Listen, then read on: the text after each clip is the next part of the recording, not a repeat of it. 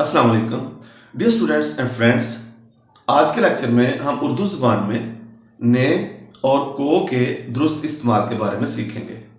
Urdu grammar के हवाले से तमाम क्लासेस के तमाम इम्तहानात में इन हरूफ के दुरुस्त या गलत इस्तेमाल के हवाले से कोई ना कोई सवाल ज़रूर पूछा जाता है, इसलिए उर्दू ज़बान में इन हरूफ के दुरुस्त इस्तेमाल के उसूलों का जानना बहुत ज़रूरी है।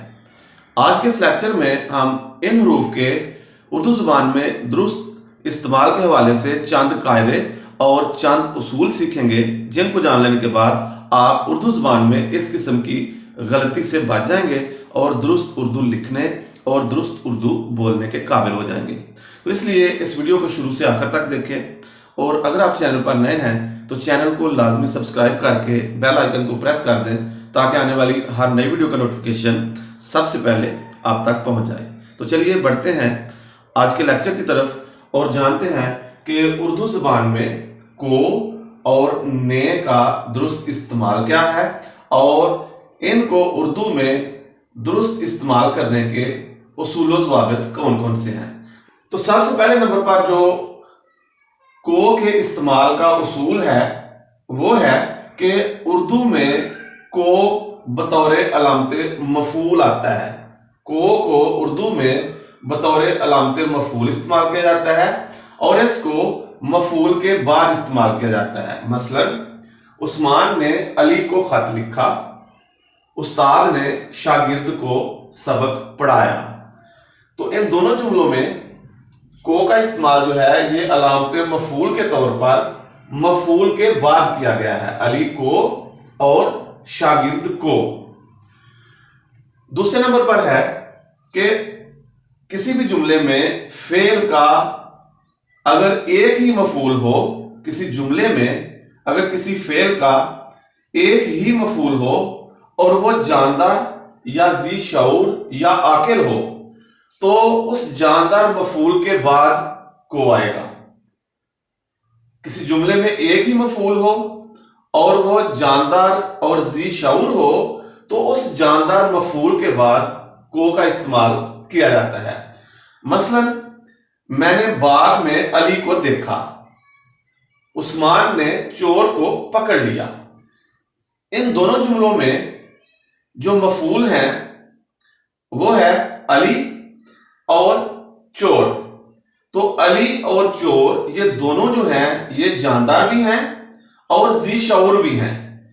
तो अगर किसी जुमले में फेल का एक ही मफूल हो और वो जानदार भी हो या जी शऊर हो तो उस जानदार मफूल के बाद को का इस्तेमाल किया जाएगा। नंबर 3, बेजान मफूल के बाद को का इस्तेमाल नहीं किया जाता। इसका मतलब यह हुआ कि अलामत मफूल को का इस्तेमाल सिर्फ और सिर्फ जानदार या जी शऊर मफूल के बाद किया जाता है और बेजान मफूल के बाद को का इस्तेमाल नहीं किया जाता।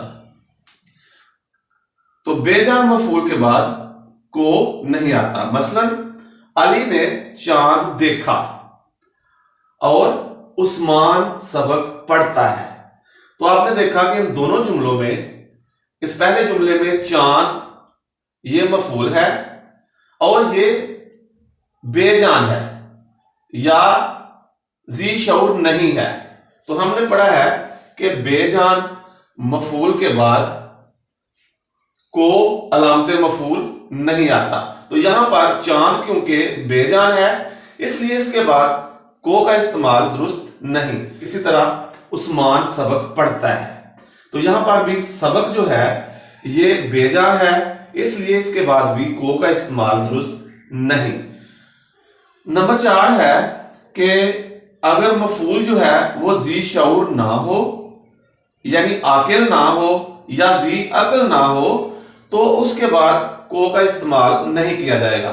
यहां पर भी हमने पहले पढ़ा है कि अलामत मफूल को का इस्तेमाल जो है वो जानदार मफूल के बाद किया जाता है, बेजान मफूल के बाद अलामत मफूल को का इस्तेमाल नहीं किया जाता।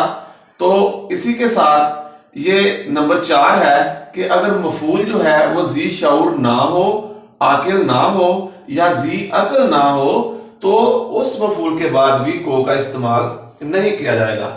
मसलन बिल्ली ने चूहा पकड़ा और बिल्ली ने चूहे को पकड़ा, ये दो जुमले हैं। तो इसके मुताबिक क्योंकि ये चूहा है ये जी शऊर नहीं है, जी अकल और जी शऊर नहीं है, चूहा मफूल है लेकिन ये जी शऊर नहीं है, तो इसलिए इसके बाद को का इस्तेमाल नहीं किया जाएगा और इसको हम लिखेंगे बिल्ली ने चूहा पकड़ा, ये दुरुस्त है। अगर हम इसके बाद को का इस्तेमाल करेंगे तो वो गलत होगा। अगर हम इसको लिखें बिल्ली ने चूहे को पकड़ा तो वो गलत है, तो ये दुरुस्त होगा बिल्ली ने चूहा पकड़ा। पांचवा उसूल है कि अगर जुमले में लफ्ज आदमी मफूल हो तो इसके बाद को का इस्तेमाल नहीं किया जाएगा। अगर किसी जुमले में लफ्ज आदमी आए यानी लफ्ज आदमी जो है वो किसी जुमले में मफूल के तौर पर आए तो उस लफ्ज आदमी के बाद को का इस्तेमाल नहीं किया जाएगा। मसलन मैंने एक नेक आदमी देखा, यह जुमला दुरुस्त है। अब क्योंकि यहां पर इस जुमले में लफ्ज आदमी जो है वो बतौर मफूल आया है तो लफ्ज आदमी के बाद हम को का इस्तेमाल नहीं करेंगे। मैंने एक नेक आदमी देखा। अगर हम इसको लिखेंगे कि मैंने एक नेक आदमी को देखा तो वो दुरुस्त नहीं, इसलिए ऐसे जुमलों में को का इस्तेमाल नहीं करना चाहिए जिसमें लफ्ज आदमी जो है वो बतौर मफूल आया हो।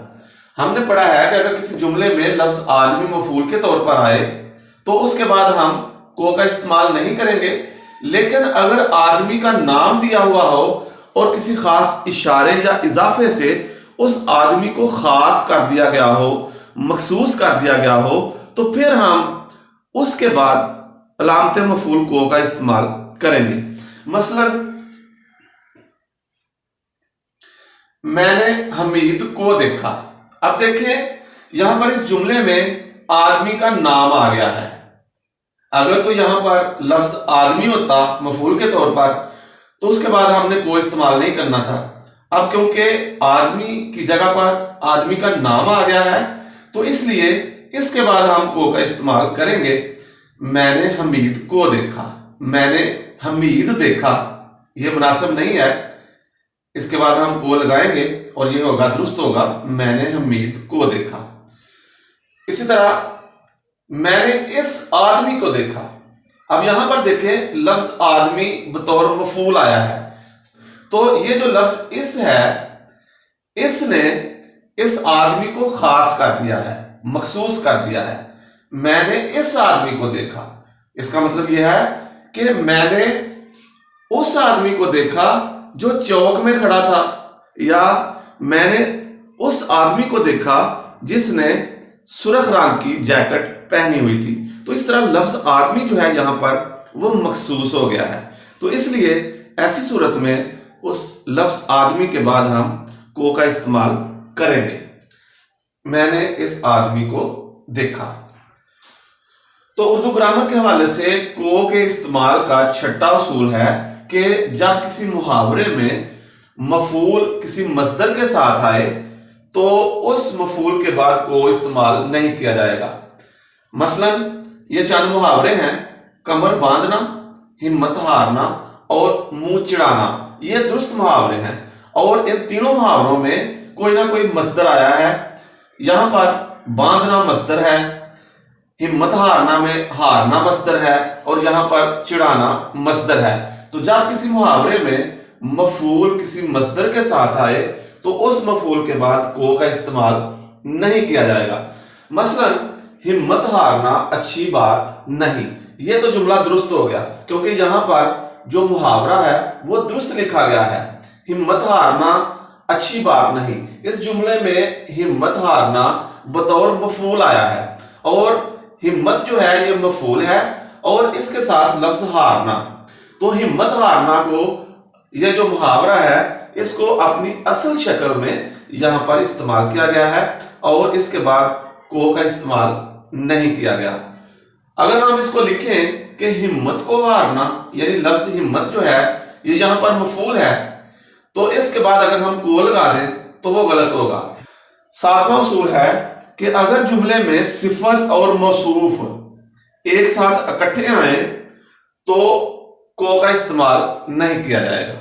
مثلا اکرم نے سرخ پھول دیکھا، یہ جو مرکب ہے سرخ پھول، اس میں پھول جو ہے یہ موصوف ہے اور لفظ سرخ جو ہے یہ صفت ہے اس کی، تو یہاں پر صفت اور موصوف دونوں اکٹھے آئے ہیں تو اس لیے یہاں پر اس کے بعد کو کا استعمال نہیں کیا جائے گا۔ اکرم نے سرخ پھول دیکھا، میں نے جنگلی کبوتر پکڑا۔ اگر آپ اس کو لکھیں گے کہ میں نے جنگلی کبوتر کو پکڑا تو وہ درست نہیں، کیونکہ یہاں پر بھی جنگلی اور کبوتر یہ صفت اور موصوف دونوں اکٹھے آئے ہیں۔ کبوتر جو ہے یہ موصوف ہے اور جنگلی صفت ہے، تو جب صفت اور موصوف کسی جملے میں اکٹھے آئیں گے بطور مفعول تو اس کے بعد کو کا استعمال نہیں کیا جائے گا۔ تو اس لیے میں نے جنگلی کبوتر پکڑا یہ درست ہے، یہاں پر اس کے بعد کو کا استعمال نہیں کریں گے۔